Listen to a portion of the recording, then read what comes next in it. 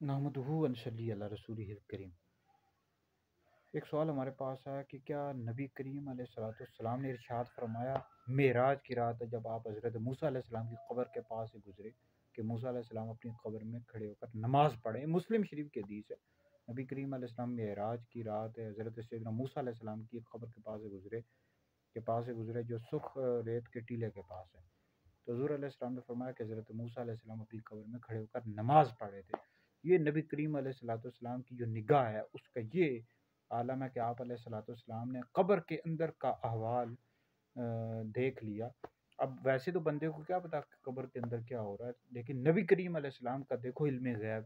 جو لوگ نبی کریم علیہ السلام کے علم غیب کے منکر ہیں اور کہتے ہیں کہ نبی کو کیا پتا جی دیوار کے پیچھے کیا ہے، نبی کو کیا پتا جی ادھر کیا ہو رہا ہے ادھر کیا ہو رہا ہے، تو دیکھو نبی کریم علیہ السلام نے حضرت موسیٰ علیہ السلام کو قبر کے اندر دیکھ لیا کہ آپ علیہ السلام قبر میں کھڑے ہو کر نماز پڑھیں۔ تو یاد رکھیں نبی کریم علیہ السلام کے مطلق طور پر علم غیب کا انکار کرنا کفر ہے۔ قرآن مجید کی بے شمار آیات ہیں، حضور کی بے شمار حدیث بخاری میں اور دیگر حدیث کی کتب میں موجود ہیں۔ حضور علیہ السلام علم غیب جانتے ہیں، تو آپ علیہ الصلوۃ والسلام نے قیامت تک کے احوال بتا دیے ہیں۔ تو غیب کا مطلب یہ ہوتا ہے پوشیدہ چیز، پوشیدہ علم۔